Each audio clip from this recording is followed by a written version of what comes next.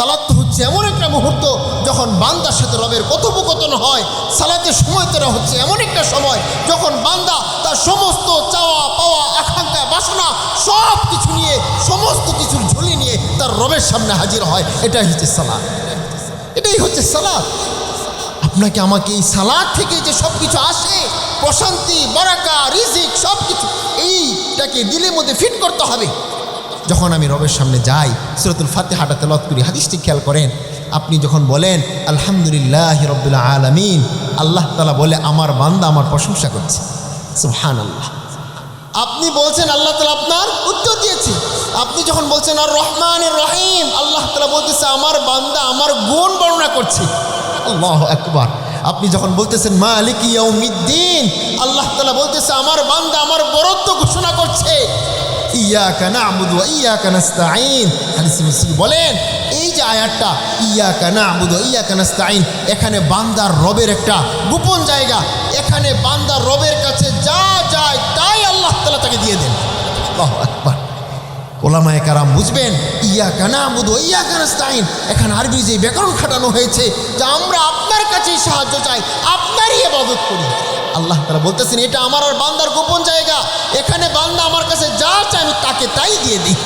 আল্লাহ ইহদিনাস সিরাতাল মুস্তাকিম সিরাতাল লাযীনা আন'আমতা আলাইহিম গায়রিল মাগদুবি আলাইহিম ওয়ালাদ-দাল্লিন। আল্লাহ তাআলা বলেন এই যে আয়াতগুলো, এই আয়াতগুলোর মধ্যে বান্দা আমাকে যা কিছু চাইছেন সব কিছু আমি অঙ্গীকার করতেছি, ওয়াদা করতেছি, সব কিছু আমি তাকে দিয়ে দিব। বলেন আল্লাহু আকবার। কত চমৎকার! খেয়াল করেছেন এই সূরাতুল ফাতিহার মধ্যে কি পরিমাণ আপনার আমার রবের সাথে কথোপকথনের কথা, সম্পর্কের কথা, প্রেমের কথা, ভালোবাসার কথা লুকিয়ে আছে। এজন্য আমরা নামাজ পড়ার সময় খেয়াল করতে হবে, যখন আমরা সালাতে দাঁড়াই আমাদের সূরাতুল ফাতিহা যখন আমরা তেলাওয়াত করি এটার মধ্যে যখন প্রাণ থাকে, কি থাকে ভাই? প্রাণ থাকে। এটার জন্য এরকম হাবিজাবি না হয়। আপনি দুনিয়া সাধারণ একটা কমিশনের ঘরেও যখন যাবেন খেয়াল করবেন, একটা মানুষ গেল গিয়ে বলল আমি আপনার কাছে আসছি, আপনার কাছে কিছু কথা বলতে চাই, এরকম তাড়াহুড়ো করে বলতে লাগলো। বলবে না পাগল? ভাই পাগল বলবে না? বলবে এই পাগল কোত্থেকে নিয়ে আসো, বের করো। বল পাগলকে পকড় থেকে বের করো। আপনি চিন্তা করেন দুনিয়া একটা সাধারণ কমিশনার কিংবা মাস্টার কিংবা একটা সম্মানিত ব্যক্তির সামনে যদি আপনি তাড়াহুড়ো করে একটা কথা বলেন, সে আপনাকে পাগল বলবে, ব্যাকল বলবে, ঘর থেকে বের করে দাও। আর যখন আমি সূরাতুল ফাতিহা আল্লাহ তাআলার সামনে, যিনি সারা জাহানের মালিক, যিনি আমার মৃত্যুর মালিক, হায়াতের মালিক, রিজিকের মালিক, এমন রবের সামনে দাঁড়িয়ে সূরাতুল ফাতিহা যখন আমি তেলাওয়াত করি, আমি কি বললাম কিছুই বুঝতেছি না, ঝটঝট করে বলে ফেললাম। কত বড় বেয়াদবি! আমি কিভাবে আশা করি, কিভাবে আশা করি? অথচ আমরা গেলাম সবাই জানি কোরআন ইন্নাস সালাতা তানহা আনিল ফাহশা ওয়াল মুনকার, যে নামাজ সমস্ত অন্যায় অশ্লীল কাজ থেকে কি রাখে ভাই? বিরত রাখে। এই কথাটা তো সত্য না? কথাটা সত্য না ভাই? আমরা বিশ্বাস করি, এই কথাটা কি বিশ্বাস করি? সবাই করি। আমরা যদি বিশ্বাসই করি, আমি তো নামাজ 40 বছর ধরে পড়তেছি, কই আমার তো হয় না। আপনি এরকম বলতেছেন না? বলে ভাই 40 বছর ধরে নামাজ পড়তেছি, আমি সুদের সাথে জড়িত, ঘোষের সাথে জড়িত, সমস্ত অন্যায় কাজের সাথে জড়িত, কই আমার তো পরিবর্তন হলো না। এর কারণ হচ্ছে ভাই ওই রকম যে আপনি সূরাতুল ফাতিহা তেলাওয়াত করেন, নামাজ পড়েন, আপনার নামাজের মধ্যে প্রাণ নাই। ওই যে আল্লাহ তাআলা বলতেছেন কদ আফলাহাল মুমিনুন আল্লাযীনা হুম ফি সালাতিহিম খাশিউন, ওই সমস্ত মুমিনরা সফল হয়েছে যারা সালাতে বিনয়ী হতে পেরেছে। আমার সেই বিনয়, সালাতে সেই প্রাণ, আল্লাহ তাআলা যেই সালাতের কথা বলেছেন সেই সালাত আমি পড়তে পারি নাই, সেই সালাত আমি পড়তে পারি নাই। যার কারণে আজকে আপনার আমার থেকে অন্যায়, অশ্লীল, বেহায়াপনা, সমস্ত প্রকার অন্যায়মূলক কাজ থেকে বিরত হতে পারে। এই জন্য আল্লাহ রাব্বুল আলামিন বলতেছেন যে ওই সমস্ত মুমিনরা সফল হয়ে গিয়েছে যারা সালাতে বিনয় অবলম্বন করতে পেরেছে। এখন এই বিনয় কেমন বিনয় এবং এই সালাতের প্রাণ কেমন হবে, এই সালাতের মধ্যে আপনার আমার চাওয়া পাওয়া কেমন হবে, আমার আপনার অবস্থা কেমন হবে, আল্লাহ তাআলার কাছে আপনার আমার অবস্থাটা, চাওয়া পাওয়ার পদ্ধতি কেমন হবে, ইনশাআল্লাহ আদর্শ মসজিদ গঠনে প্রথম যেই কাজ একজন প্রকৃতভাবে নামাজের প্রতি মনোযোগী হয়ে যাওয়া, সেই বিষয়ে আলোচনা করব। মুহতারাম হাজরিন, এই নামাজ সম্পর্কে আল্লাহ রাব্বুল আলামিন কোরআন শরীফে অনেক আয়াত অবতীর্ণ করেছেন। দেখেন কোরআন হচ্ছে এমন একটি কিতাব, যে কিতাব সম্পর্কে আল্লাহ রাব্বুল আলামিন বলতেছেন যালিকাল কিতাবু লা রাইবা ফি, এটা এমন কিতাব যার ক্ষেত্রে কোনো সন্দেহ নেই। তো এমন একটি কিতাবে তো আল্লাহ তাআলা একটা আয়াত নাজিল করলেই সেটা ফরজ, এবং সেটার ক্ষেত্রে কোনো অবকাশ রাখে না, কোনো সন্দেহ রাখে না। তার উপর আল্লাহ রাব্বুল আলামিন নামাজের ক্ষেত্রে কথা বলতে গিয়ে প্রায় 82 জায়গায় বলেছে। কয় জায়গায়? 82 জায়গায় বলেছে, শুধু এটার গুরুত্ব বোঝানোর জন্য, এটার গুরুত্ব বোঝানোর জন্য। তো মুহতারাম হাজিরিন, এই নামাজ আমরা কিভাবে পড়ব? এর মধ্যে আমাদের অবস্থাটা কেমন হবে? যখন আমরা মসজিদে প্রবেশ করি, প্রবেশ করার আগে আমাদেরকে একটু গুছানো হতে হবে, সব জায়গার মতো নয়। যেমন আল্লাহ রাব্বুল আলামিন হাদিস শরীফে আল্লাহ রাসূল সাল্লাল্লাহু আলাইহি ওয়াসাল্লাম বলে দিয়েছেন, ইন্নামাল আমালু বিন্নিয়াত, সমস্ত কাজ নিয়তের উপর নির্ভরশীল। এখন এটা কোন নিয়ত? আপনি নামাজ পড়বেন, এক নিয়ত আছে, এই নিয়ত নয়। এটা এমন নিয়ত হতে হবে যা আমি আসলে এমন এক রবের কাছে যাচ্ছি, যেই রব আমাকে সৃষ্টি করেছে, যেই রব হায়াতের মালিক, যেই রব মৃত্যুর মালিক, যেই রবের দয়া ছাড়া কোনো দয়া নেই, যেই রবের শাস্তি ছাড়া কোনো শাস্তি নেই, যেই রবের শাসন হচ্ছে সবচেয়ে বড় শাসন, যেই রবের পাওয়ার হচ্ছে সবচেয়ে বড় পাওয়ার, এমন এক রবের কাছে আমি যাচ্ছি। আল্লাহ রাসূল সাল্লাল্লাহু আলাইহি সাল্লাম যখন মসজিদ থেকে আজান শুনতেন, তখন তার অবস্থাটা, চেহারাটা লাল লালিমা ধারণ করত, কেমন যেন ভীতি সঞ্চার হয়ে যেতেন। আল্লাহু আকবার, যে আমি রবের কাছে যাচ্ছি, আমার শাসনকর্তার কাছে যাচ্ছি, আমি যার কাছে যাচ্ছি তিনি আমাকে সৃষ্টি করেছেন, তিনি আমাকে দয়া করেন, মায়া করেন, আমাকে প্রতিটা মুহূর্ত, প্রতিটা সেকেন্ডে নিয়ামত দিয়ে হাবুডুবু করছেন। এমন এক রবের সামনে যাচ্ছি, এই জন্য আমাকে একটু গুছিয়ে নিতে হবে, আমাকে একটু গুছিয়ে নিতে হবে যে আমি এমন এক রবের সামনে যাচ্ছি, যে রবের দয়াই সবচাইতে বড় দয়া, যিনি এক অদ্বিতীয়, তার সাথে কোনো শরিক নেই, কোনো অংশীদার নেই। এমন এক রবের সামনে যাচ্ছি, নিজেকে একটু গুছিয়ে নেওয়া। দেখবেন সমাজের মধ্যে অনেক রুচিশীল একজন মানুষ, তার সবটা সুন্দর, খুব সুন্দরভাবে করে। সে একটা কাজ করলে আমরা বলি তার রুচি ভালো, সে বাড়ি রং করেছে খুব সুন্দর, তার পোশাক আশাক খুব সুন্দর, খুব সুন্দর, সে একটা রুচিশীল মানুষ। এই মানুষটাও যখন মসজিদে যায় কেমন যেন তাড়াহুড়া করে, কেমন যেন একটা আনুষ্ঠানিক গেলাম আর আসলাম, একটা আনুষ্ঠানিক নামাজ মনে করে কোনো রকম সারলেই হলো। এটার ক্ষেত্রে তার রুচি নেই, এটার ক্ষেত্রে তার রুচিশীলতা নেই। এই জন্য প্রিয় ভাই, আপনাকে আমাকে খেয়াল করতে হবে, যেখান থেকে আমার প্রশান্তি আসে, যেখান থেকে আমার শান্তি আসে, যেখান থেকে আমার বারাকা আসে, যেখান থেকে আমার রিজিক আসে, এমন এক স্থানে, এমন এক জায়গায় আমি যাচ্ছি, আমাকে আলাদাভাবে একটু গুছিয়ে নিতে হবে, একদম সহি নিয়ত, উদ্দেশ্য সব কিছুভাবে যে আমি আল্লাহর দরবারে যাচ্ছি। প্রিয় ভাই দেখেন, আজকে আমরা যখন শান্তি খুঁজি, শান্তির জন্য আজকে যারা আধুনিক কানে হেডফোন লাগিয়ে সে মনে করতেছে আমি খুব শান্তিতে আছি, নিজের প্রশান্তিটাকে রাখার জন্য। আর যারা এগুলোর মধ্যে নেই, এগুলো বুঝে না, সে কি করছে, চায়ের দোকানে বসে গিয়ে একটা সিগারেট টান দিচ্ছে, সে প্রশান্তির সুখ মনে করছে, যে এটাই বুঝি প্রশান্তি সুখ, প্রশান্তির সুখ মনে করছে। না, এই প্রশান্তি সুখ তো শেখে না। অথচ আল্লাহ রাসূল সাল্লাল্লাহু আলাইহি ওয়াসাল্লাম বলেছেন, ওয়া জুইলাত কুররাতু আইনি ফিস-সালাহ, যে নামাজের মধ্যে আমার প্রশান্তি রাখা হয়েছে, নামাজের মধ্যে আমার শান্তি রাখা হয়েছে। তাহলে যেই নামাজ থেকে শান্তি আসে, প্রশান্তি আসে, সেই নামাজ বাদ দিয়ে আমি যেখানে শান্তির তালাশ করতেছি, প্রশান্তির তালাশ করতেছি, আদৌ সেখান থেকে আমার শান্তি আসবে না। তাহলে শান্তির জায়গা কোথায়? মসজিদে, সালাতে। প্রিয় ভাই, আপনি আমি যখন মসজিদে প্রবেশ করি, দেখবেন অনেক মসজিদের শুরুতে লেখা আছে আল্লাহুম্মা ইফতাহলি আবওয়াবা রাহমাত। এই দোয়া পড়ি তো সবাই, দোয়াটা পড়ি, কি সুন্দর চমৎকার এক দোয়া, আল্লাহুম্মা ইফতাহলি আবওয়াবা রাহমাত। হে আল্লাহ, আপনি আমার জন্য রহমতের দরজাগুলো খুলে দেন।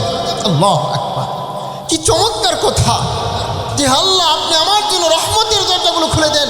প্রিয় ভাই খেয়াল করেন, আমি যখন মসজিদে প্রবেশ করি, যখন আমি এই কথা উচ্চারণ করি, হে আল্লাহ আপনি আমার জন্য রহমতের দরজাগুলো খুলে দেন, তখন আমার ভিতরটা তো এরকম হওয়া উচিত যে আমি রহমত চাইতে চাচ্ছি, পানাহ চাইতে চাচ্ছি, শান্তি চাইতে চাচ্ছি।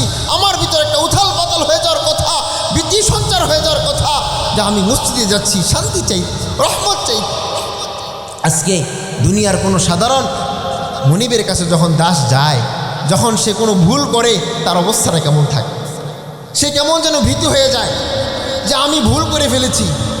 সে কেমন যেন বাঁকা বাঁকা চোখে তাকায়, কান্নাকাটিতে তার শরীর কাঁপতে থাকে, কাঁপা কাঁপা শরীর নিয়ে সামনে যায় যে আল্লাহ আমার ভুল হয়ে গেছে, আমি তো অনেক ভুল হয়ে গেছি।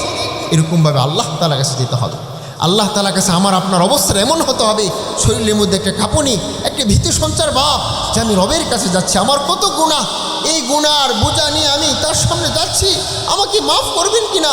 আর আমার রব ইনি ছাড়া কে আছে, তিনি ছাড়া আমাকে কে মাফ করতে পারবে, এমন একটা মনোভাব নিয়ে তার ঘরে প্রবেশ করা। আল্লাহুম্মা আফতাহলি আবওয়াব রাহমাতিক, হে আল্লাহ আপনি আমার জন্য রহমতের দরজাগুলো খুলে দেন।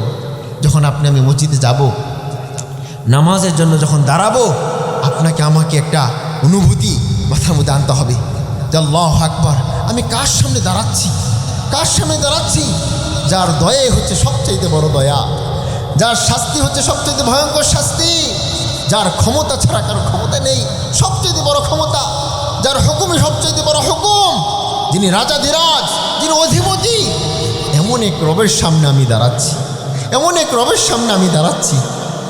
যখন আমি সেই রবের সামনে দাঁড়াই, যখন আমি নামাজের জন্য দাঁড়াবো, আল্লাহু আকবার বলে, কি বলে, আল্লাহু আকবার বলে, এই অর্থটা একটু আমরা খেয়াল করি, এর গভীরতাটা বুঝি যে আল্লাহু আকবার কত সুন্দর চমৎকার কথা। আল্লাহ সবচাইতে বড়, সবচাইতে বড় আল্লাহ।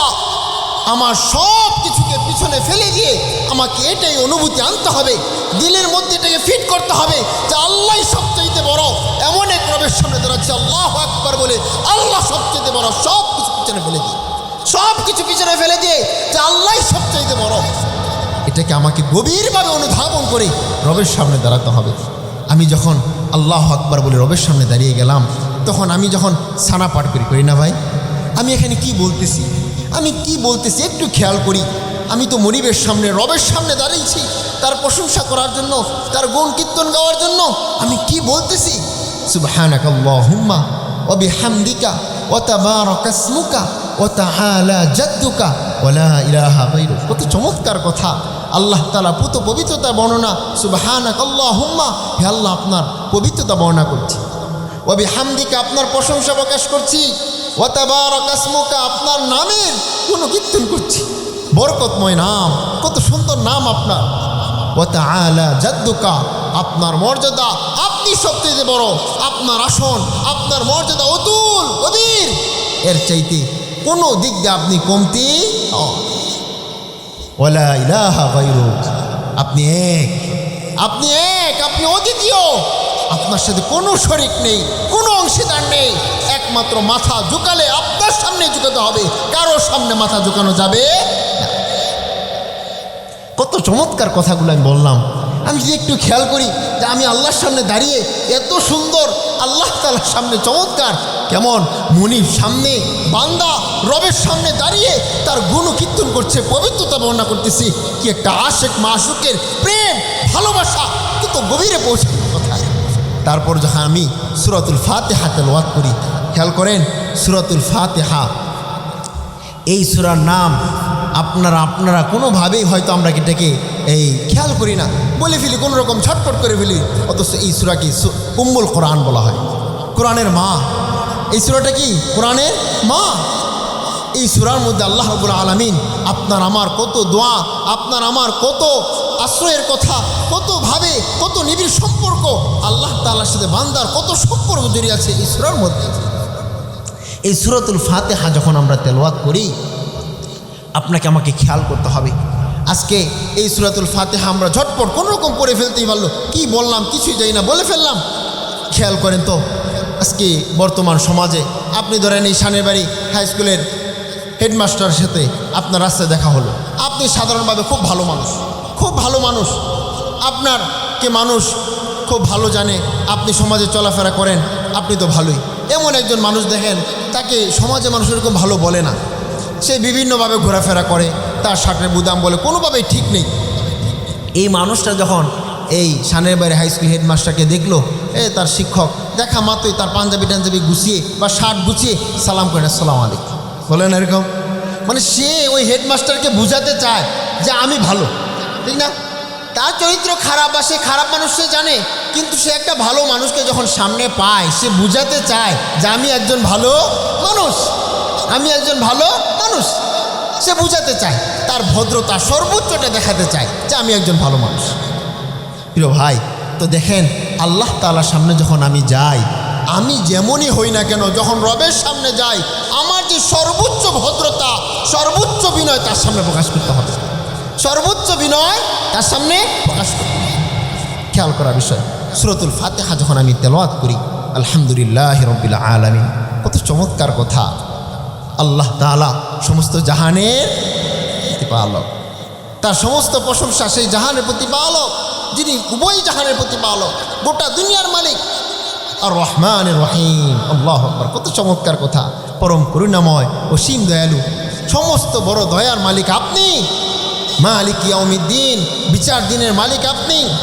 ইয়্যাকা না'বুদু ওয়া ইয়্যাকা নাস্তাঈন, কত চমৎকার কথা। আমরা আপনার কাছেই সাহায্য চাই, আপনারই ইবাদত করি। ইহদিনাস সিরাতাল মুস্তাকিম, আপনি সরল সঠিক পথ দেখান, কত চমৎকার কথা। সিরাতাল্লাযীনা আন'আমতা আলাইহিম গায়রিল মাগদুবি আলাইহিম ওয়ালাদ-দাল্লিন, আপনি তাদের পথ দেখান যাদেরকে পথ দেখানোর পর তারা সফল হয়েছে, ওই ব্যক্তিদের পথ নয় যারা পথভ্রষ্ট। কত চমৎকার কথাগুলো আপনি আল্লাহ তাআলার কাছে বললেন। এখানে একটি চমৎকার হাদিস রয়েছে মুসলিম শরীফের 355 নম্বর হাদিস। কত চমৎকার দেখেন এই হাদিসটি, খেয়াল করে শুনেন। আল্লাহ রাব্বুল আলামিন এই সূরাতুল ফাতিহার মধ্যে রবের সাথে বান্দার এক সম্পর্ক, রবের সাথে বান্দার কথোপকথন হয়। এই সালাত, এটাই সালাত। কারণ সালাত তো হচ্ছে এমন একটা মুহূর্ত যখন বান্দা তার রবের সবচেয়ে নিকটে চলে যায়। সালাত তো হচ্ছে এমন একটা মুহূর্ত যখন বান্দার সাথে রবের কথোপকথন হয়।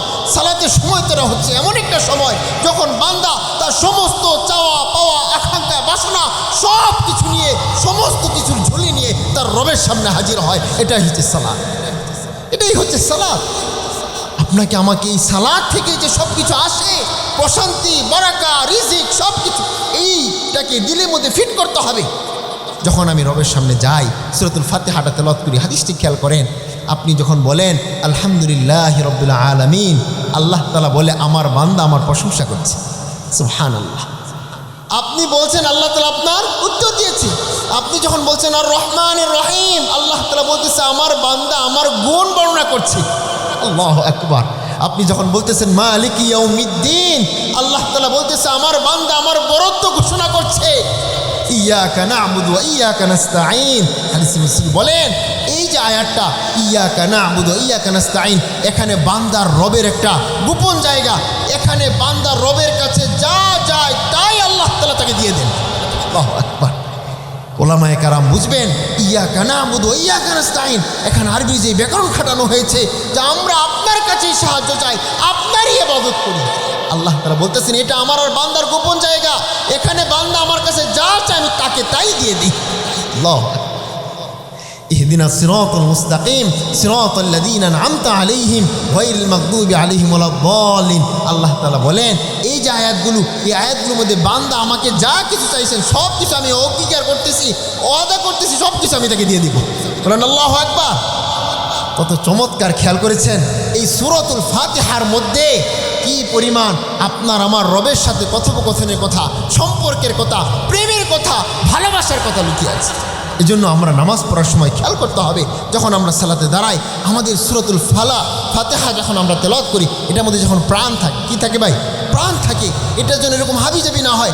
আপনি দুনিয়া সাধারণ একটা কমিশনের ঘরেও যখন যাবেন খেয়াল করবেন, একটা মানুষ গেল গিয়ে বলল আমি আপনার কাছে আসছি, আপনার কাছে কিছু কথা বলতে চাই, এরকম তাড়াহুড়ো করে বলতে লাগলো। বলবে না পাগল? ভাই পাগল বলবে না? বলবে এই পাগল কোত্থেকে নিয়ে আসো, বের করো। বল পাগলকে পকড় থেকে বের করো। আপনি চিন্তা করেন দুনিয়ার একটা সাধারণ কমিশনার কিংবা মাস্টার কিংবা একটা সম্মানিত ব্যক্তির সামনে যদি আপনি তাড়াহুড়ো করে একটা কথা বলেন, সে আপনাকে পাগল বলবে, ব্যাককল বলবে, ঘর থেকে বের করে দাও।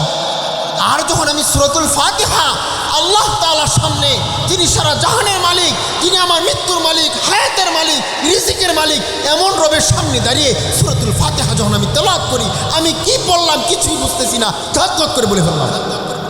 কত বড় বেয়াদবি!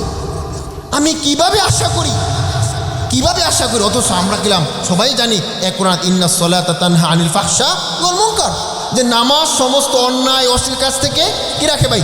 বিরত রাখে। এই কথাটা তো সত্য না? কথাটা সত্য না ভাই? এটা আমরা বিশ্বাস করি?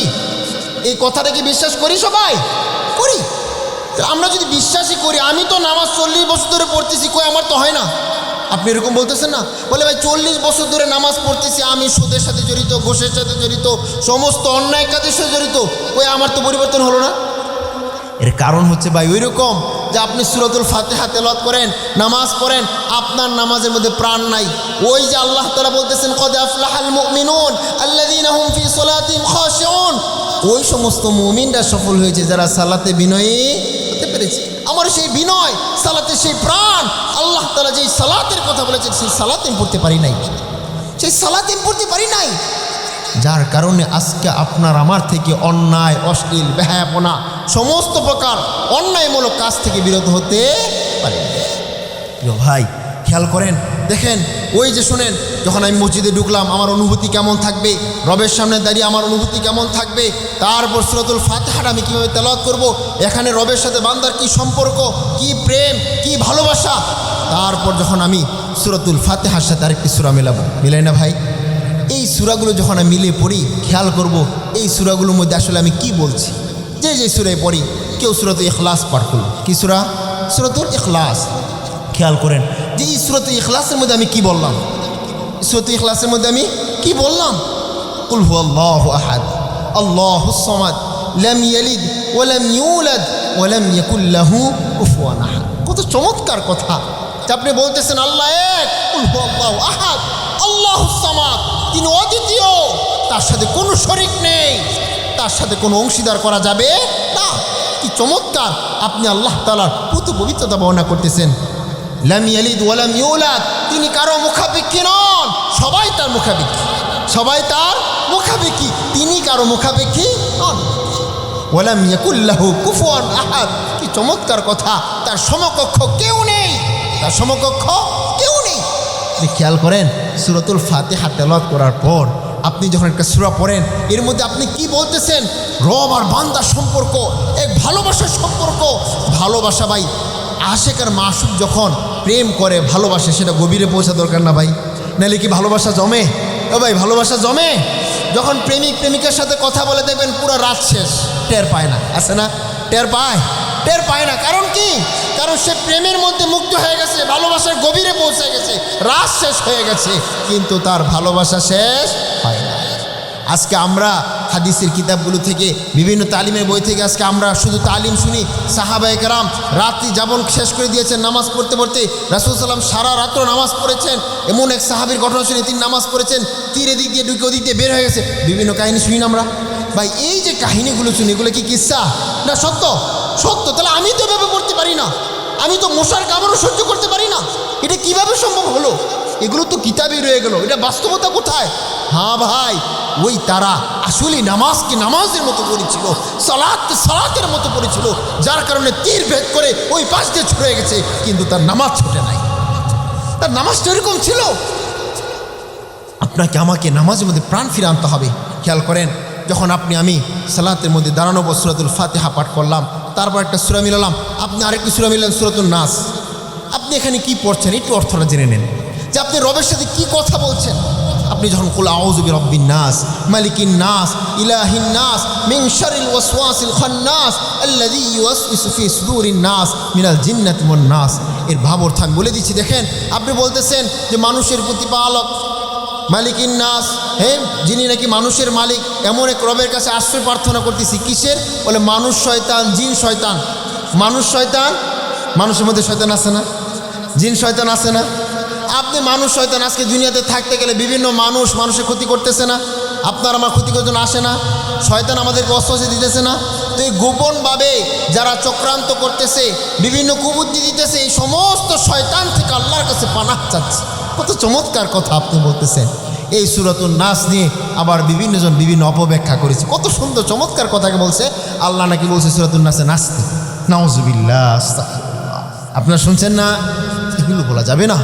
কত চমৎকার কথা কেন আল্লাহ বলেছেন যে আমি বান্দা যখন রবের সামনে দাঁড়িয়ে বলে যে আল্লাহ আপনি সমস্ত প্রকার শয়তান, মানুষ শয়তান, জিন শয়তান, তারা যত চক্রান্ত করে, কুমন্ত্রণা দেয়, সব কিছু থেকে আপনার কাছে আশ্রয় প্রার্থনা করছি। আপনি তো মানুষের প্রতিপালক, আপনি তো হচ্ছে গোটা পৃথিবীর প্রতিপালক, সব কিছু শাসন করতে আপনি এমন রবের কাছে আশ্রয় প্রার্থনা করছেন। কত চমৎকার কথা। খেয়াল করবেন, আপনি নামাজে দাঁড়ানোর পর সূরাতুল ফাতিহা কীভাবে পড়া দরকার, তারপর সেই সূরাগুলো মিলাবো, এই সূরাগুলো কীভাবে পড়া দরকার, তারপর আপনি যখন রুকুতে যাবেন, কোথায়? রুকুতে। এই সেই অনুভূতি যখন আল্লাহু আকবার বলে আপনি আমি রুকুতে যাব, আপনার আমার অবস্থা পরিবর্তন করে ফেলতে হবে। কি করতে হবে ভাই?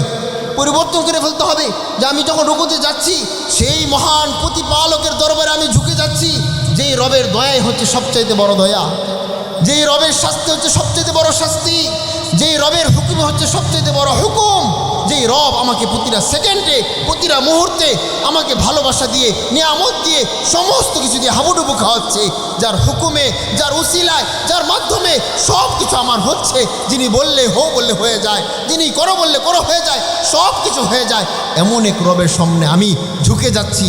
আপনাকে আমাকে এরকম একটা অনুভূতি নিয়ে আল্লাহু আকবার বলে আল্লাহ সবচাইতে বড়, তার মতো আর কেউ নেই, তিনি সবচাইতে বড়, তিনি অধিপতি, তিনি রাজাধিরাজ, এমন এক রবের সামনে আপনাকে ঝুঁকে যেতে হবে। এখানে একটা চমৎকার হাদিস রয়েছে। আল্লাহ রাসূল সাল্লাল্লাহু আলাইহি ওয়াসাল্লাম বলেন, যখন মানুষ নামাজে দাঁড়ায় তার সমস্ত গুনাহগুলো এভাবে এই ঘাড় আর এই যে মাথার মধ্যে জমা হয়ে যায়, সে যখন রুকুতে যায় তার সমস্ত গুনাহগুলো ঝরে মাটিতে পড়ে যায়। সুবহানাল্লাহ বলবেন না? আল্লাহু আকবার, কত চমৎকার বলেন তো। এই যে কথাটি কে বলেছে? মুহাম্মদ সাল্লাল্লাহু আলাইহি সাল্লাম। তিনি কি মিথ্যা কথা বলেন? ও ভাই, তিনি কি মিথ্যা কথা বলেন? তিনি তো আল আমিন, রহমাতুল লিল আলামিন, যাকে গোটা পৃথিবীর রহমত স্বরূপ পাঠানো হয়েছে, এমন ব্যক্তি যেই কথা বলেছে, এটা কি মিথ্যা হতে পারে ভাই? মিথ্যা হতে পারে? এটাকে আমরা বিশ্বাস করি? এটাকে বিশ্বাস করি যে আল্লাহ রাসূল সাল্লাল্লাহু আলাইহি ওয়াসাল্লাম বলেছেন? তাহলে আমরা যদি বিশ্বাস করি, এই ফজিলত কাদের জন্য? যেই ব্যক্তি ওই যে আল্লাহর যে কোরআন আয়াত বলেছে, কদ আফলাহাল মুমিনুন আল্লাযীনা হুম ফি সলাতিহিম খাশিউন, ওই সমস্ত মুমিনরা সফল হয়েছে যারা সালাতে বিনয়ে অবলম্বন করতে পেরেছে। আপনার আমার অবস্থাটা এরকম হতে হবে, যখন রবের সামনে ঝুঁকে পড়তেছি, যে আমি সেই রবের সামনে ঝুঁকে পড়তেছি, যে রব আমাকে সব কিছু দিচ্ছেন, যার দয়া মায়ায় সব কিছু আমার হচ্ছে, এমন রবের সামনে ঝুঁকে পড়তেছি। যখন আমি রুকুতে যাই, দেখেন কত চমৎকার একটা প্রেম, কি চমৎকার এক ভালোবাসা, দুজনের ভিতরে আশিক মাশউকের প্রেমময় এক মুহূর্ত। রবের সামনে বান্দা ঝুঁকে বলতেছে, সুবহান রব্বিয়াল আযীম, রব্বিল আযীম, আল্লাহ মহান, আল্লাহ মহান। রব সামনে, বান্দা তার সামনে ঝুঁকে বলতেছে, আল্লাহ মহান, আল্লাহ মহান, আল্লাহ মহান, আল্লাহ মহান। আল্লাহ রাসূল তো হাদিসে বলে দিয়েছেন যে তুমি যখন নামাজ পড়ো, মনে করো যে তোমাকে আল্লাহ তাআলা দেখতেছেন। কি করতেছেন? আল্লাহ তাআলা দেখতেছেন, আর তুমিও আল্লাহ তাআলাকে দেখতেছো। যে বলছে তুমি যদি নাও দেখতে পাও, মনে করো আল্লাহ তো তোমাকে দেখতেছেন, আল্লাহও তোমাকে দেখতেছেন, কারণ তোমার সামনে তুমি হয়তো দেখতে পাও না, কিন্তু আল্লাহ তোমার সামনে, অথবা আল্লাহ তোমাকে দেখতেছেন, এটা মনে করে তার সামনে সেজদা দাও, রুকু দাও। যখন আমি রুকুর মধ্যে তাসবিহগুলো পড়ি, সুবহান রব্বিল আযীম, কি একটা চমৎকার মুহূর্ত, কি একটা ভালোবাসার মুহূর্ত। মনিবের সামনে বান্দা ঝুঁকে বলতেছে, তার পুত পবিত্রতা বর্ণনা করতেছে, সুবহান রব্বিল আযীম, সুবহান রব্বিল আযীম, আল্লাহ মহান, আল্লাহ মহান, আল্লাহ মহান, আল্লাহ মহান। কি একটা ভালোবাসার মুহূর্ত, প্রেমময় মুহূর্ত। আল্লাহু আকবার, আল্লাহু আকবার। আপনাকে আমাকে এই ধারণা, এই অনুভূতি জাগ্রত করে তার সামনে ঝুঁকে পড়তে হবে, যে আমি তার সাথে ভালোবাসা প্রেমময় মুহূর্তের মধ্যে আছি, তার সাথে আমি প্রেম করছি, আমি আশিক আর মাশউকের মধ্যে খেলা চলছে। যখন নাকি আমি রুকু থেকে উঠে দাঁড়াই, তখন কি বলি? সামিআ আল্লাহু লিমান হামিদা। কি চমৎকার এক কথা বলতেছে আল্লাহ তাআলা, যা আল্লাহ তাআলার প্রশংসা যেই ব্যক্তি করে, তার কথা কে শুনছেন? যে ব্যক্তি আল্লাহ তাআলার প্রশংসা করতেছে, তার কথা শুনছেন কে? আল্লাহ। কত চমৎকার এক কথা বলেন তো ভাই। আমরা মেসির প্রশংসা করি, নেইমারের প্রশংসা করি, বিভিন্ন নায়ক নায়িকা বিভিন্ন কিছু প্রশংসা করি, তারা কি আমার প্রশংসা শোনে? ও ভাই, তারা কি আমার প্রশংসা করে শোনে? কিন্তু দেখেন, এটি এমন এক সত্তার, এমন এক রবের প্রশংসা করছি, যেই প্রশংসা শ্রুতি বাক্যগুলো 7 আসমান ভেদ করে আর আজিমে পৌঁছে যায়। আল্লাহু আকবার। আমি এমন এক সত্তার প্রশংসা করছি, যেই প্রশংসা 7 আসমান ভেদ করে আর আজিমে পৌঁছে যায়। আর আল্লাহ তাআলা আমার আপনার প্রশংসা শুনছে। আমি হয়তো গরিব, আমাকে সমাজের মানুষ দাম দেয় না, কিংবা আমি একবারে নিম্ন শ্রেণীর, কিন্তু আমি যখন প্রশংসা করি, আস্তে করে বলি আলহামদুলিল্লাহ, এই কথাটা, এই আওয়াজটা 7 আসমান ভেদ করে আল্লাহ আরশ আজিমে পৌঁছে যায়। প্রিয় ভাই, ও ভাই, খেয়াল করেন কিভাবে আশিকের মাশুকের প্রেম জমতেছে, ভালোবাসা জমতেছে এই সালাতের মধ্যে। আপনি আমি বারাকা চাই, শান্তি চাই, প্রশান্তি চাই, রিজিক বৃদ্ধি হোক চাই, ব্যবসায় বরকত হোক, চাকরিতে বরকত হোক, সব কিছুতে উন্নতি চাই, সব কিছু চাই, সুন্দরভাবে জীবনযাপন করি, সব চাই। কিন্তু সেটা যেখানে পাওয়া যায় সেখানে আপনার আমার অবহেলা, সেখানে আপনার আমার অনীহা। খেয়াল করতে হবে। দেখেন, যখন আপনি আমি সেই রুকু থেকে সেজদার মধ্যে লুটিয়ে পড়ি, কোথায়? সেজদার মধ্যে লুটিয়ে পড়ি। দাঁড়িয়ে যখন সেজদায় লুটিয়ে পড়ি, কি এক চমৎকার মুহূর্ত! রব সামনে, বান্দা তার সামনে ঝুঁকে পড়েছে। তখন আপনার আমার মুহূর্ত এমন থাকতে হবে, যখন কোনো গোলাম তার মনিবের কাছে যায়, কোনো ভুল করেছে জন্য গিয়ে বলে, মনিব হুজুর আমার ভুল হয়ে গেছে, এবারের মতো ভুল হয়ে গেছে, আর ভুল হবে না, আমার এবারের মতো ক্ষমা দেবে। বলে না ভাই, বলে না? তো আপনি আমি সেই রবের কাছে যাচ্ছি, যে রব আমাকে সব কিছু দেন, যিনি একমাত্র আমার এই গুনাহকে ক্ষমা করতে পারেন, যিনি একমাত্র আমার সব কিছুর চাওয়া পাওয়া মিটাতে পারেন, এমন রবের সামনে যখন আমি ঝুঁকে পড়ে সেজদা দিচ্ছি, আমার তো অবস্থা এরকম হওয়া দরকার। আল্লাহু আকবার! যে রবের সামনে যখন আমি পবিত্র মনে করছি, সুবহান রব্বিয়াল আলা, সুবহান রব্বিয়াল আলা, আল্লাহ মহান, আল্লাহ মহান, আল্লাহ মহান। কি চমৎকার প্রেমের ভালোবাসা চলতেছি রবের সামনে। তখন আপনার মনের চাহিদা, আবেগ, আকাঙ্ক্ষা, বাসনা সব কিছু রবের কাছে ছেড়ে দেন, যে আল্লাহ আপনি ছাড়া আর কেউ নাই। আমার যত সমস্যা আছে, যত আকাঙ্ক্ষা আছে, যত বাসনা আছে, সব কিছু পূরণ একমাত্র আপনিই করতে পারেন, আর কেউ করতে পারে না। আল্লাহ আপনার কাছে চাচ্ছি, আপনিই পারেন। আপনি আমার সব কিছু কবুল করে নেন, সব কিছু ক্ষমা করে দিয়ে আপনি আমাকে মাফ করে দেন। আমার শান্তি, বারাকা, রিজিক, চাকরি সব কিছুর মধ্যে বরকত দেন। আর আপনি এইভাবে প্রশংসা করতে থাকেন, পুত পবিত্রতা, সুবহান রব্বিল আলা, সুবহান রব্বিল আলা, আল্লাহ মহান, আল্লাহ মহান, আল্লাহ মহান। আল্লাহু আকবার! কি একটা ভালোবাসার খেলা চলছে, কি একটা প্রেমময় মুহূর্ত চলছে।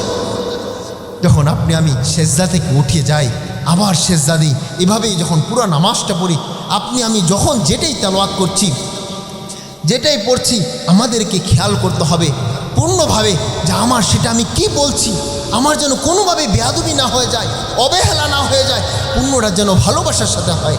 আপনি আমি মসজিদে যখন যাই, তার সামনে দাঁড়াই, খেয়াল করতে হবে আপনার আমার ভদ্রতা সর্বোচ্চটা যেন থাকে। অনেক সময় দেখবেন আপনি আমি এইভাবে হাতা গুটানো থাকে না, ইমাম সাহেব দেখবেন মাসালা দেয় যে হাতা গুটানো মাকরু, বলে না? বলছে হাতাটা তো ঘুরে কেন? বলে ভাই মাকরু মানে কি? অপছন্দনীয় কাজ, একটু খারাপ কাজ। ভাই খেয়াল করেন তো, এটা কি এমন ছিল? আপনি আমি যদি একটা হেডমাস্টার কিংবা একটা সম্মানিত ব্যক্তির সামনে হাতকে এভাবে গুটায় দাঁড়াই, উনি কি মনে করবেন? কি মনে করবেন? বলি এই লোক কি আমার সাথে কি মারধর করতে আসছে নাকি? আমার মারধর করতে আসছে নাকি?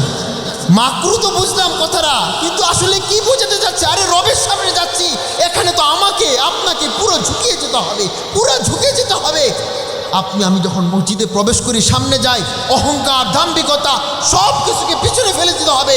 এটা হচ্ছে এমন এক দরবার, এমন এক জায়গায়, এখানে কোনো দাপটগিরি চলে না, এখানে কোনো নেতাগিরি চলে না। এখানে আসার পর সবাই গোলাম, সবাই দাস।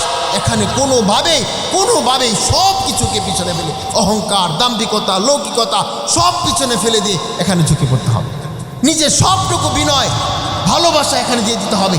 খেয়াল করতে হবে যে আপনি আমি যখন মসজিদে প্রবেশ করি, আমার ভিতর দাম্ভিকতা, অহমিকা, আমি অমুক তমুক এই সে থাকি না, সব ছেড়ে ফেলে দিতে হবে। হাসরের ময়দানে তো মানুষ ছুটাছুটি করতে থাকবে, ওইখানে একজন আরেকজন দিকে তাকাবেই না, ওই ইয়া নাফসি হাই কি হলো? ভাই এই মসজিদটাও তো এটাই, এখানে আপনি আমি যে আসবো, এখানে আমি শান্তি চাই, বারাকা চাই, রিজিক চাই, সব কিছু চাই। এখানে যখন আসবো, আপনার আমার অবস্থান পরিবর্তন হয়ে যেতে হবে, নিজেকে এমনভাবে প্রবেশ করতে হবে, কেমন যেন আমি এমনভাবে জায়গায় ঢুকছি, আমার ভীতি সঞ্চার, আমি কত ভয়ে জানি আছি, এমন একটা ঝুঁকে মসজিদে প্রবেশ করতে হবে। এখানে কোনো ওই দাপট থাকা যাবে না। বলতেছিলাম যে বিষয়টা, আদর্শ মসজিদ গঠন আমাদের ভূমিকা কি? প্রথম যে কথাটা বলেছিলাম যে আমাদের সালাতকে প্রাণযুক্ত করতে হবে, প্রাণহীন সালাত আদায় করা যাবে না। আপনি আমি যখন নামাজটা পড়ি, আমার নামাজটা কেমন হবে? আল্লাহ তাআলা যে এই ঘোষণা দিলেন, কদ আফলাহাল মুমিনুন আল্লাযীনা হুম ফি সালাতিহিম খাশিউন, যে ওই সমস্ত মুমিনরা সফল হয়ে গিয়েছে যারা সালাতে বিনয়কে অবলম্বন। কেমন বিনয়? এরকম একটা বিনয় হতে হবে। সালাফরা এইভাবেই বলে গিয়েছেন, তারা এইভাবেই নামাজ পড়েছেন। আমি যখন নামাজের মধ্যে আরও কিছু তেলাওয়াত করি, সব কিছু এভাবে বলতে পারছি না, যখন আমি সবার শেষে একটা দোয়া পড়ি না, আল্লাহুম্মা ইন্নী যালামতু নাফসি যুলমান কাসীরা। কি চমৎকার কথা এখানে আপনি বলতেছেন, খেয়াল করেন আপনি এখানে কি বলতেছেন, আল্লাহুম্মা ইন্নী যালামতু নাফসি যুলমান কাসীরা ওয়া লা ইয়াগফিরুয যুনুবা ইল্লা আনতা ফাগফিরলি মাগফিরাতাম মিন ইনদিক ওয়ারহামনি ইন্নাকা আনতাল গফুরুর রহিম। আপনি এখানে কি বলছেন যে আল্লাহ আমি এত জুলুম করছি, আমার জুলুমের কোনো সীমা নাই, আমি এত গুনাহ করছি, গুনার কি কোনো শেষ আছে ভাই? আমার গুনার দিকে যদি আমি তাকাই, আমার এই গুনাহ যদি দেখা যেত, আমার বাবা যদি দেখতো, মা যদি দেখতো, হয়তো তারা অস্বীকার করতো না, অস্বীকার করতো যে সে আমার সন্তান হয় কীভাবে, তাদের এত খারাপ হয়েছে। এই জন্য আমাদের এক সাহসিলের নাসির মাস্টার স্যার পলাশের এই নদীর ওই পারে ছিল, উনি বলতেন মন জানে পাপ মায় জানে বাপ। কি বললাম ভাই? মন জানে পাপ মায় জানে বাপ, মানে হচ্ছে মন জানে পাপ বলতে কি, দেখেন আমি কি গুনাহ করি, অনেক গুনাহ আছে যেটা কেউ দেখে না, আমি একা করতেছি না, এই গুনাহটা কে জানে? আমার মন জানে না। মানে আমি কি করছি, আমার যত গুনাহ আছে এটা আমার মন ছাড়া কেউ জানে বলতে মায় জানে বাপ বলতে, দেখেন আপনার আমার বাবাকে, এটা আমার মায় জানে না। ও ভাই, সমাজের মানুষ জানে আনুষ্ঠানিকতার সাথে তার দুইজনের বিবাহ হয়েছে, কিন্তু আসলে আপনার বাবাকে এটা জানে কে? আপনার মা জানে না অন্য কেউ জানে? এই জন্য উনি বলতেন আর কি, হয়তো বাংলা প্রবাদ ভাবে যে মন জানে পাপ মায় জানে বাপ।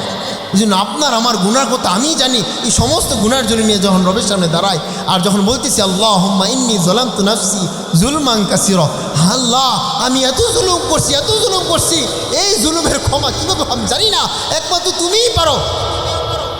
ওয়ালা ইয়াগফিরুয যুনুবা ইল্লা আনতা, এই গুনাহ একমাত্র ক্ষমা তুমিই করতে পারো, আমার এই জুলুমের গুনাহ, আমার সব কিছুর ক্ষমা একমাত্র আপনিই করতে পারেন। ফাগফিরলি মাগফিরাতাম মিন ইনদিক ওয়ারহামনি ইন্নাকা আনতাল গফুরুর রহিম। সমস্ত ক্ষমতার মালিক কে? আল্লাহ। ক্ষমা করতে পারেন কে? আল্লাহ। দয়া করতে পারেন কে? আল্লাহ। কত চমৎকার কথা আমরা এই সালাতে আল্লাহর সাথে বলি, কি একটা প্রেম ভালোবাসার খেলা চলে, আশিকের মাশুকের প্রেমও মুক্ত চলে, কিন্তু এই জিনিসগুলো আমরা বোঝার চেষ্টা করি না। সালাতের যে প্রাণ আল্লাহ তাআলা যে ঘোষণা আমাদেরকে দিয়েছেন, রাসূল সাল্লাল্লাহু আলাইহি ওয়াসাল্লাম হাদিস শরীফে আমাদেরকে যে ফজিলতের কথা বলেছেন, যে মর্যাদার কথা বলেছেন, এই সব কিছু আমরা পাবো যদি আমাদের সালাত আল্লাহ তাআলা যেভাবে বলেছেন, রাসূল সাল্লাল্লাহু আলাইহি ওয়াসাল্লাম যে বলেছেন সেভাবে পড়তে পারি। এই যে কোরআন আয়াত ইন্নাস সালাতা তানহা আনিল ফাহশা ওয়াল মুনকার, এই আয়াত আমরা সবাই জানি, পড়তেছে সবাই জানি, কিন্তু কোথায় বাস্তবতা নেই। এই বাস্তবতা আসবে যখন আমার সালাতের মধ্যে প্রাণ আসবে, আমার সালাত ওই রকম সালাত হবে যেভাবে আল্লাহ বলেছেন ক্বাদ আফলাহাল মুমিনুন আল্লাযীনা হুম ফি সালাতিহিম খাশিউন। ওই সমস্ত মুমিনরা সফল হয়ে গিয়েছে যারা সালাতে বিনয় অবলম্বন করতে পেরেছে। তারপর দেখেন বলেছি আদর্শ মসজিদ গঠনে আমাদের ভূমিকা কি। প্রথম তো বললাম যে মসজিদের মধ্যে আমাদের সালাত, আমাদের নামাজ প্রাণযুক্ত হতে হবে, বিনয়ের সাথে হতে হবে। তারপর দেখেন একটা মসজিদ নির্মাণ করতে গিয়ে আমাদেরকে উদ্দেশ্য ঠিক রাখতে হবে। কি করতে হবে? যদি আদর্শ মসজিদ বানাতে চাই, যারা মসজিদ নির্মাণ করবেন, মসজিদের জায়গা দিবেন, যেটাই করতেছেন এর মধ্যে সবাইকে নিয়ত রাখতে হবে। কারণ আল্লাহ রাসূল সাল্লাল্লাহু আলাইহি ওয়াসাল্লাম বলেছেন মান বানা লিল্লাহি মাসজিদান বানাল্লাহু লাহু বাইতান ফিল জান্নাহ। হ্যাঁ, যে ব্যক্তি একটি মসজিদ নির্মাণ করে তার জন্য আল্লাহ তাআলা জান্নাতে একটি ঘর বানা দেয়। কে? আল্লাহ তাআলা জান্নাতে একটি ঘর নির্মাণ করেন। এখন এটা তো হাদিস, আমরা সবাই জানি। এখন এই আশায় মসজিদ বানাচ্ছি, কিন্তু এখন এই ঘর কয়জন পাবো জান্নাতে সেটা দেখার বিষয় না ভাই। দেখেন ওলামায়ে কেরাম আছেন, বুঝবেন মান বানা লিল্লাহি মাসজিদান, মসজিদ নির্মাণ করতে একমাত্র কার জন্য? সন্তুষ্টি থাকবে কার? ভাই খেয়াল করেন, সন্তুষ্টি থাকবে কার? আল্লাহর। আজকে আমাদের সমাজে দেখা যায় ওই মসজিদের সাধারণ মুসল্লি, কি মুসল্লি? সাধারণ মুসল্লি এখন মনে মনে খায় শৈল, আমি তো এই মসজিদের সাধারণ মুসল্লি, এমন একটা মসজিদ করতে হইব যেখানে আমি থাকবো সভাপতি। এরকম আছে না? তখন একটা নিজে ব্যবস্থা করে মসজিদ করে নিজে সভাপতি হওয়ার জন্য করে, কি করে না ভাই? ওই মসজিদে একটা গন্ডগোল হয়েছে, এখন গন্ডগোল হয়ে সেক্রেটারির পদ থেকে বাদ দিয়ে দিয়েছে কিংবা সভাপতির পদ থেকে বাদ দিয়েছে। এই রাগে এই গোসায় আরেকটা জায়গার ব্যবস্থা করছে, মসজিদ বানাইছে সেক্রেটারি হওয়ার জন্য, সভাপতি হওয়ার জন্য। এরকম কি ঘটনা ঘটে না ভাই? না নাই? তাহলে মসজিদ কি আল্লাহর জন্য হচ্ছে? না আমি সভাপতি সেক্রেটারি হওয়ার জন্য? সভাপতি সেক্রেটারি হওয়ার জন্য। এরকম বিভিন্নভাবে মসজিদ আমরা করতেছি। দেখা গেছে একটা ঝগড়া ফাসাদ হয়েছে, ওই এলাকা থেকে ছুটে এসে আরেকটা মসজিদের ব্যবস্থা করি। আবার অনেকে এরকম খায়াস হয়, টাকা পয়সা আছে, ভালো মাল আছে, এখন চিন্তা করে আমার বাড়ির সামনে একটা মসজিদ থাকলে এসে আমার একটা পুণ্যতা হইব, কারণ আমার বাড়ির সামনে মসজিদ নাই, মানুষ কি বলবে, মানুষ কি বলবো। এই জন্য নিজেই টাকা পয়সা দিয়ে অর্থায়ন দিয়ে বিশাল একটা মসজিদ নির্মাণ করে, যাহা আমার বাড়ির সামনে একটা মসজিদ আছে, এই কথা মানুষ বলবে। তাহলে কি এই ব্যক্তির জন্য আল্লাহ রাসূল যে বললেন, মান বানা লিল্লাহি মসজিদান বানাল্লাহু লাহু বাইতান ফিল জান্নাহ, সে কি জান্নাতে ঘর পাবে? ও ভাই, জান্নাতে ঘর পাবে? হাদিস কোরআন আমরা সবাই জানি, কিন্তু এটা পাবো কিভাবে, এটার বাস্তবতা কতটুকু, আমাদের পদ্ধতি কেমন, সেখানে আমাদের যত অবহেলা।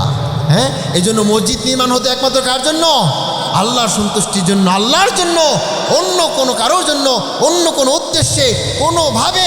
গায়রুল্লাহ বলেন, ব্যক্তি উদ্দেশ্য, সভাপতি হওয়ার উদ্দেশ্য, সেক্রেটারি হওয়ার উদ্দেশ্য আমাদেরকে বলবে আমরা মসজিদ করেছি, আমি এই সব কিছুকে বাদ দিয়ে একমাত্র কার জন্য করতে হবে? আল্লাহর জন্য মসজিদ নির্মাণ করতে হবে। তারপর দেখেন, তাহলে এক নম্বর কারণ দেখেন, আদর্শ মসজিদ গঠনে ভূমিকার এক নম্বর হচ্ছে আমাদের ইখলাস। কি থাকতে হবে? ইখলাস, অর্থাৎ পরিপূর্ণ শুদ্ধ নিয়ত, একমাত্র আল্লাহ সন্তুষ্টির জন্য মসজিদ নির্মাণ করতে হবে। 2 নম্বর দেখেন, আল্লাহ তাআলা মসজিদ কমিটির গুণাবলী কেমন থাকবে? মসজিদ কমিটির গুণাবলী কেমন থাকবে আল্লাহ তাআলা কোরআনে বলে দিয়েছেন, ইন্নামা ইয়া'মুরু মাসাজিদাল্লাহি মান আমানা বিল্লাহি ওয়াল ইয়াউমিল আখির ওয়া আকামাস সালাহ ওয়া আতাজ যাকাহ ওয়া লাম ইয়াখশা ইল্লাল্লাহ। আল্লাহ তাআলা 5টি বৈশিষ্ট্যের কথা বলে দিয়েছেন এই আয়াতের মধ্যে, যে 1 নম্বর থাকবে ইন্নামা ইয়া'মুরু মাসাজিদাল্লাহি মান আমানা বিল্লাহ, যারা মসজিদ কমিটি থাকবে তাদের আল্লাহর প্রতি পূর্ণ বিশ্বাস থাকতে হবে, আল্লাহর প্রতি পূর্ণ বিশ্বাস থাকতে হবে। ওয়াল ইয়াউম মান আমানা বিল্লাহি ওয়াল ইয়াউমিল আখির, আখিরাতের প্রতি পূর্ণ বিশ্বাস থাকতে হবে যে হ্যাঁ, মৃত্যুর পর আবার একটি বিচার নিচার হবে, হিসাব নিকাশ আছে, কবর আছে, হাসরের ময়দান থাকবে, এই সব কিছু আমাদেরকে বিশ্বাস করতে হবে মসজিদ কমিটিকে। তারপর দেখেন, ইন্নামা ইয়া'মুরু মাসাজিদাল্লাহি মান আমানা বিল্লাহি ওয়াল ইয়াউমিল আখির ওয়া আকামাস সালাহ, নামাজ কায়েম, অর্থাৎ নামাজি, বেনামাজি মসজিদ কমিটি হতে পারবে না, নামাজি ব্যক্তি মসজিদ কমিটি হতে হবে। এখন যদি বেনামাজি মসজিদ কমিটি থাকেও, তাকে নামাজি হয়ে যেতে হবে, কিন্তু বেনামাজি মসজিদ কমিটি থাকতে পারবে না। খেয়াল করতেছে, এটা কার কথা ভাই? এটা কি আমার কথা? কার কথা? আল্লাহর কথা। ইন্নামা ইয়া'মুরু মাসাজিদাল্লাহি মান আমানা বিল্লাহি ওয়াল ইয়াউমিল আখির ওয়া আকামাস সালাহ ওয়া আতাজ যাকাহ, যাকাত আদায় করতে হবে। মসজিদ কমিটিতে দায়িত্ব নিয়ে বসে আছে, মালের যাকাত দেয় না, সে মসজিদ কমিটি হতে পারে না। আল্লাহ তাআলা বৈশিষ্ট্য বলে দিচ্ছে, ওয়া আতাজ যাকাহ ওয়া লাম ইয়াখশা ইল্লাল্লাহ। 5 নম্বর বৈশিষ্ট্য হচ্ছে আল্লাহকে ছাড়া কাউকে ভয় করা যাবে না। যারা মসজিদ কমিটি থাকবে, যে কোনো ক্ষেত্রে, যে কোনো বিষয়ে একমাত্র আল্লাহকে ভয় করে চলতে হবে, কারো হুমকি ধামকি, কারো অমুক তমুক কোনো কিছু পরোয়া করা যাবে না। আল্লাহ যেটাকে সঠিক বলেছেন এটাকে মেনে চলতে হবে। তারপর দেখেন, আদর্শ মসজিদ গঠনে 3 নম্বর যে জিনিসটা আমাদেরকে মানতে হবে, ইমাম মুয়াজ্জিনকে স্বাধীনতা দেওয়া। কি দেওয়া ভাই? স্বাধীনতা দেওয়া। ইমাম সাহেব ইমামতি করেন, জুমার মধ্যে কি বয়ান করবেন, কি বলবেন না বলবেন, এটা কি মসজিদ কমিটি বলে দিবে? স্বাধীনতা দিবে। আল্লাহর কোরআন এবং আল্লাহ রাসূল সাল্লাল্লাহু আলাইহি ওয়াসাল্লাম হাদিসে যা লেখা আছে সম্পূর্ণ আপনি নির্দ্বিধায় নির্ভয়ে আপনি এই জুমার মিম্বার থেকে বলে দিবেন। কাউকে ভরোয়া করবেন না, কাউকে ভয় করবেন না, কাউকে পরোয়া করবেন না। কথা বলেন ঠিক কিনা? মসজিদ কমিটির পক্ষ থেকে ইমাম সাহেবকে এই কথা বলে দিতে হবে। ইমাম সাহেব তার ইচ্ছে মতো আলোচনা করবে কোরআন এবং হাদিস থেকে, সত্যকে সত্য বলবে, মিথ্যাকে মিথ্যা বলবে, সাদাকে সাদা বলবে, কালাকে কালা বলবে। এই স্বাধীনতা মসজিদ কমিটি ইমাম সাহেবকে দিয়ে দিতে হবে। তারপর দেখেন 4 নম্বর বিষয়, মসজিদের সাথে অবিচার করা যাবে না। আপনারা বলবেন মসজিদের সাথে আবার অবিচার, এটা কেমন কথা?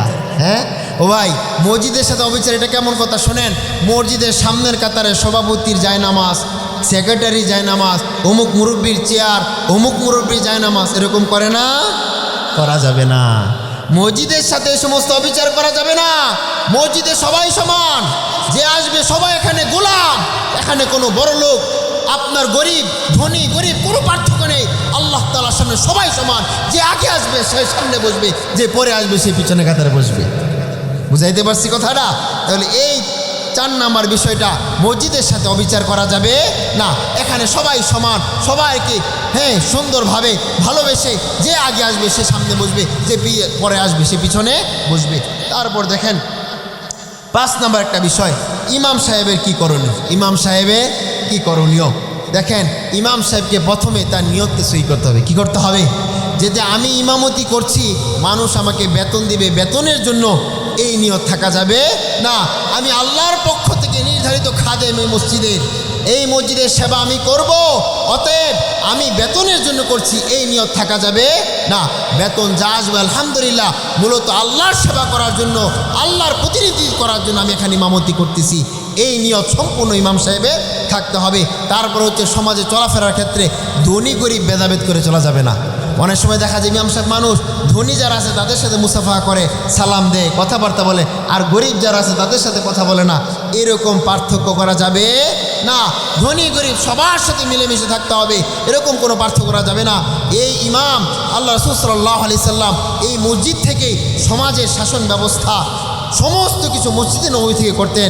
যে কোনো সমস্যা, সমস্ত কিছু সমস্যার সমাধান এই মসজিদ থেকে করতেন। আজকে আমাদের সমাজে এই জিনিসগুলো হচ্ছে না। এই জন্য মসজিদে ইমাম সাহেবকে আপনি দেখবেন, সমাজের মধ্যে গরিব মানুষ যে নাকি চলতে পারে না, তার এই ভরণ পোষণের ব্যবস্থা ধনী লোকদের থেকে জাকাত নিয়ে তার এই ব্যবস্থা করবে, তার এই ব্যবস্থা করবে। আপনারা শায়েখ আহমদুল্লাহকে চিনেন? ও ভাই, শায়েখ আহমদুল্লাহ সাহেবকে চিনেন? ওনাকে আজকে আপনারা মিডিয়াতে দেখতেছেন যে খুব বড়সড় আলেম, আসুনা ফাউন্ডেশন চেয়ারম্যান, গোটা বাংলাদেশের মধ্যে উনি কোটি কোটি টাকার কার্যক্রম করছেন। উনি এক সময় এরকম ছিলেন না।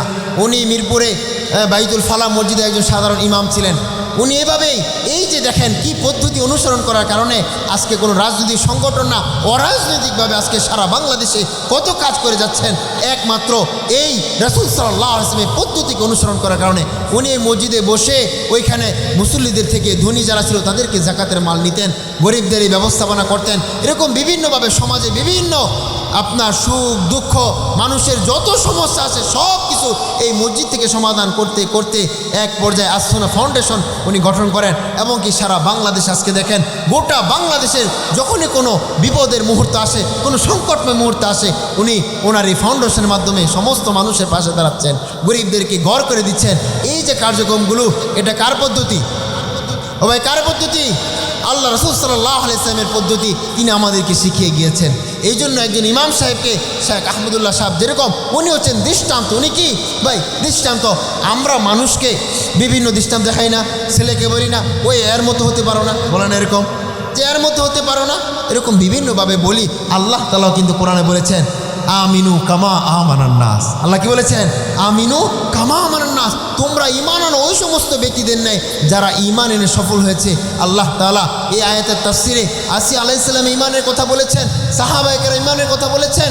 এরকম আল্লাহ তাআলা যেমন আমাদেরকে মিসাল দিয়ে, দৃষ্টান্ত দিয়ে বলে দিয়েছেন তাদের মতো ঈমান এনে সফল হও।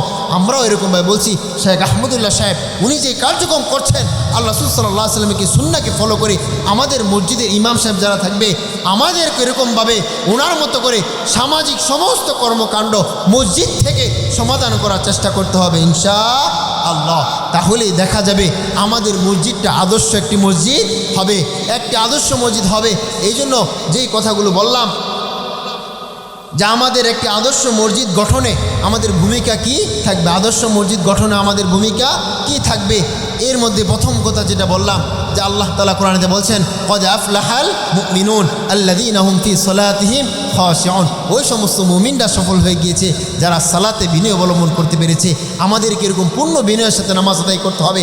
তারপর যেই 5টা কথা বললাম, 1 নম্বরে আমাদেরকে মসজিদ নির্মাণ করার ক্ষেত্রে ইখলাস থাকতে হবে, পরিপূর্ণ শুদ্ধ নিয়ত যে একমাত্র আল্লাহর সন্তুষ্টির জন্য আমরা মসজিদ নির্মাণ করতেছি।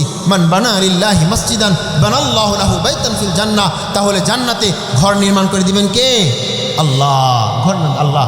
তারপরে 2 নম্বরে দেখেন যেটা বলছি, মসজিদ কমিটির গুণাবলী, মসজিদ কমিটির গুণাবলী আল্লাহ তাআলা কোরআন আয়াতে 5টা বৈশিষ্ট্য বলে দিয়েছেন। ইন্নামা ইয়া'মুরু মাসাজিদাল্লাহি মান আমানা বিল্লাহি ওয়াল ইয়াউমিল আখির ওয়া আকামাস সালাহ ওয়া আতাজ যাকাহ ওয়া লাম ইয়াখশা ইল্লাল্লাহ। আল্লাহ তাআলার প্রতি পূর্ণ বিশ্বাস রাখতে হবে, আখিরাতের প্রতি বিশ্বাস রাখতে হবে, নামাজি হতে হবে, বেনামাজি থাকা যাবে না, মালের যাকাত আদায় করতে হবে, আল্লাহ ছাড়া কাউকে ভয় করা যাবে না। তারপরে দেখেন 3 নম্বর যে কথা বলেছি, ইমাম মুয়াজ্জিনকে স্বাধীনতা দেওয়া। হ্যাঁ, ইমাম মুয়াজ্জিনকে বলে দেওয়া আপনারা কোরআন সুন্নাহ যা আছে সব কিছু বলবেন, কাউকে ভয় করা যাবে না, এই স্বাধীনতা দিয়ে দিয়েছি। তারপর 4 নম্বরে যে কথা বলেছি, মসজিদের সাথে অবিচার করা যাবে না। মসজিদের মধ্যে সবাই সমান, সবাই সমান। এখানে যে আগে আসবে সে আগে বসবে, যে পরে আসবে সে পিছনে বসবে। এখানে কোনো ভেদাভেদ করা যাবে না, কে সভাপতি কে সেক্রেটারি, সবাই গোলাম। সভাপতি যিনি থাকবেন ইনি মনে করতে হবে আমি হচ্ছে প্রধান সেবক, প্রধান খাদেম, প্রধান খাদেম, আমি মসজিদের প্রধান খাদেম, অত আমি তো এই মসজিদের গোলাম সেবক, আমি তো সেবা করার জন্য আসছি। আমার কিসের দাম্ভিকতা, কিসের বাড়াবাড়ি, কিসের দাপট? এখানে সেক্রেটারি সব যেই থাকবেন সবাই কি এখানে সেবক। আরও বিনয় বেশি থাকতে হবে, যেন আপনার বিনয় দেখে বাকি মুসল্লিরা বিনয় শিখে। তারপরে দেখেন 5 নম্বরে যে কথাটা বলেছি যে ইমাম সাহেবের কি করণীয়, ইমাম সাহেবকে একদম পূর্ণ সহিনিয়ত করতে হবে যে আমি এখানে ইমামতি করছি। আচ্ছা ভাই, ইমাম সাহেবকে যে বেতন দেওয়া হয়, আমরা অনেকে ভাবি যে আসলে ইমাম সাহেবকে যে বেতন দিতে আমরাই টাকা দিই। ভাই আপনারা টাকা দেন কাকে বলেন তো? টাকা দেন কাকে? মসজিদে টাকা দিচ্ছেন, এটা কাকে দিচ্ছেন? আল্লাহকে। কাকে দিচ্ছেন? আল্লাহকে। আল্লাহকে যখন আপনারা টাকা দেন, সেই টাকা মসজিদ কমিটির দায়িত্বে সেটার ব্যবস্থাপনা করা হয়। কিছু ইমাম সাহেবকে দেন, কিছু মুয়াজ্জিনকে দেন, কিছু খাদেমকে দেন, অর্থাৎ মসজিদের সাথে সম্পৃক্ত যত কার্যক্রম এটা পরিচালনা করার জন্য হয়েছে কমিটি। কিন্তু এই টাকা দেন কাকে? আল্লাহকে। অতএব এটা মনে করার সুযোগ নেই যে আমার টাকায় বেতন চলে, আমার টাকা দিয়ে ইমাম সাহেব খায়, এরকম কথা বলার সুযোগ আছে? সুযোগ নেই। অতএব ইমাম সাহেব পূর্ণ সহি নিয়ত থাকতে হবে। এই নিয়ত থাকা যাবে না যে আমি বেতন পাওয়ার জন্য। ভাই বেতন তো চাকরি, বেতন কি ভাই? চাকরি। চাকরগিরি করে কেন? টাকার জন্য। হ্যাঁ, ইমাম সাহেব চাকরি করে না, ইমাম সাহেব কি করে না? তিনি খেদমত করতেছেন, আল্লাহর পক্ষ থেকে প্রতিনিধিত্ব আদায় করতেছেন। তার যে সম্মান, এটা কার পক্ষ থেকে আসে? আল্লাহর পক্ষ থেকে আসে। এটা আলহামদুলিল্লাহ। হ্যাঁ, মসজিদ কমিটিকে খেয়াল করতে হবে, ইমাম সাহেবের সর্বোচ্চ সম্মানজনক বেতন দিতে হবে, এমন বেতন দিতে হবে যেই বেতন দ্বারা উনি চলতে পারেন। তাকে ওইরকম আচরণ করা যাবে না, বলা যাবে না উনি তো ওই যে চাকরকে যেমন বেতন দেয় এরকম করা যাবে না, তিনি অসম্মানীয় আমিও সম্মানিত ব্যক্তি, এমন করা যাবে না যে আমার আন্ডারে উনি আছে। না, উনি আছেন আল্লাহর আন্ডারে, আমিও আছি আল্লাহর আন্ডারে, অর্থাৎ উভয়ে সমান। ইমাম সাহেব তো আরও সম্মানিত, উনি হচ্ছেন নেতা, উনি আমাদেরকে ফলো কীভাবে আমরা চলবো সব কিছু দিক নির্দেশনা দিবেন, এবং ওনাকে সম্মানে যখন দিব আমাদের খেয়াল করতে হবে এমন সম্মানে দিব যেটা দ্বারা উনি চলতে পারেন। ওনার সাথে যখন ব্যবহার করব উত্তম আচরণ করতে হবে। আমরা চাকরের সাথে যেমন ব্যবহার করি এরকম ব্যবহার করা যাবে না। আল্লাহ রাগ করবেন। কে রাগ করবেন? আল্লাহ রাগ করবেন। তো আমরা কি আল্লাহকে রাগ করাতে চাই? আল্লাহকে রাগ করাতে চাই না, কারণ আমরা তো আল্লাহর পক্ষ থেকে শান্তি চাই, বারাকা চাই। অতএব ইমাম সাহেবকেও সহি নিয়ত থাকতে হবে, এবং মসজিদ কমিটিও ইমাম সাহেবের সাথে ভালো ব্যবহার করতে হবে। সবাই নেতা, ওই যে বললাম না, সামাজিক সব কিছু ইমাম সাহেব এই মসজিদ থেকে ফয়সালা করবেন, এমনই হওয়া উচিত ছিল। হয়তো আজকে কালের বিবর্তনে আমাদের সমাজ থেকে সে আদর্শ মসজিদের রূপরেখা উঠে গিয়েছে, আদর্শ মসজিদের যে পদ্ধতি সেটা উঠে গিয়েছে। আমাদেরকে সেটা ফিরিয়ে আনতে হবে। মসজিদ কমিটি, ইমাম যারা আছে সবার সফল সার্থকতায় সহযোগিতায় এটা আনতে হবে ইনশাআল্লাহ। তাহলে দেখেন এই কথাগুলো বলছিলাম। অতএব আমাদের প্রত্যেকে একটা আদর্শ মসজিদ করতে চাই তো ইনশাআল্লাহ। আমাদের যে মসজিদ আছে শানের বাড়ি বাইতুল কদর জামে মসজিদ, এই মসজিদের পিছনে কি হয়েছে সেটা আর বলবো না। এখন থেকে আজকের পর থেকে আজকে যে কথাগুলো বললাম আদর্শ মসজিদের রূপরেখা কেমন সেই রূপরেখা করবো তো ইনশাআল্লাহ। কমিটি আছে তো করবো তো ইনশাআল্লাহ। একটি আদর্শ মসজিদ করবো তো ইনশাআল্লাহ। রাসূল সাল্লাল্লাহু আলাইহি ওয়াসাল্লাম মসজিদে নববী যেভাবে পরিচালনা করেছেন সেভাবে পরিচালনা করবো ইনশাআল্লাহ। আর মসজিদের যেই প্রাণ সেটা হচ্ছে মুসল্লি। কি ভাই? মুসল্লি। এবং মুসল্লির যে প্রাণ সেটা হচ্ছে নামাজ। অর্থাৎ সেই নামাজটা কেমন হবে বলছি না, এই নামাজের পদ্ধতি কেমন হবে আল্লাহ তাআলা কোরআনে বলে দিয়েছেন, কদ আফলাহাল মুমিনুন আল্লাযীনা হুম ফি সালাতিহিম খাশিউন। ওই সমস্ত মুমিনরা সফল হয়ে গিয়েছে যারা সালাতে বিনয়, বলে যেই বিনয়ের কথা বললাম, আমাদের মন, মস্তিষ্ক, অনুভূতি, দিলের আকাঙ্ক্ষা, বাসনা কেমন হওয়া দরকার, আমার ব্যক্তির অবস্থার পরিবর্তন কেমন হওয়া দরকার, রবের সামনে যখন আমি যাই আমার মধ্যে কি একটা ভাবমূর্তি থাকা দরকার। এই আলোচনাগুলো সালাফরা করে গিয়েছেন এবং এই পদ্ধতি যারাই সফল হয়েছেন, এই যে বলতেছি সিরাতাল্লাযীনা আন'আমতা আলাইহিম গায়রিল মাগদুবি আলাইহিম ওয়ালাদ-দাল্লিন, ওই সমস্ত ব্যক্তিদের পথ দেখান যারা সফলতা হয়েছে, তাদের পথ নয় যারা পথভ্রষ্ট হয়েছে। তারা এইভাবেই সফল হয়েছেন যেই পদ্ধতির কথা সালাফরা বলে গিয়েছেন, তাদের কথা আজকে আমরা পড়ি বিভিন্নভাবে, কিতাবে হাদিসে পড়তেছি, এটা কিতাবেই রয়ে গিয়েছে, বাস্তবতা খুঁজে পাচ্ছি না। আমার তো হচ্ছে না, অমুকের তো হচ্ছে না, না হওয়ার কারণ হচ্ছে আমাদের সালাতই হচ্ছে, আমাদের সালাদটা ওভাবে হচ্ছে না। এই জন্য যে কথাগুলো বললাম যে আদর্শ মসজিদের রূপরেখা কেমন হওয়া দরকার, প্রথম হচ্ছে আমাদের নামাজের মধ্যে প্রাণযুক্ত নামাজ হতে হবে। নামাজের পদ্ধতি, আমরা নামাজে যা কিছু পড়ি, রবের সাথে কথোপকথন, রবের সাথে আলাপ সালাপ যা কিছু হচ্ছে, এই যে প্রেম ভালোবাসা হচ্ছে, এই সব কিছুকে মন দিয়ে উজাড় করে আকাঙ্ক্ষা দিয়ে করতে হবে ইনশাআল্লাহ। আল্লাহ আমাদেরকে এই আদর্শ মসজিদের রূপরেখা, এভাবে আদর্শ মসজিদ গঠনে আমাদের সবাইকে মন উজাড় করে দিয়ে একটা আদর্শ মসজিদ করার, এবং সেই মসজিদে সবাই দিল প্রাণ উজাড় করে দিয়ে সালাতের মতো সালাত, নামাজের মতো নামাজ পড়ার তৌফিক দান করুক। আমিন। ওয়া আখির দাওয়ানা আলহামদুলিল্লাহি রাব্বিল আলামিন। আল্লাহ আমাদের সবাইকে আমল করার তৌফিক দান করুক। ওয়া আখির দাওয়ানা আলহামদুলিল্লাহ।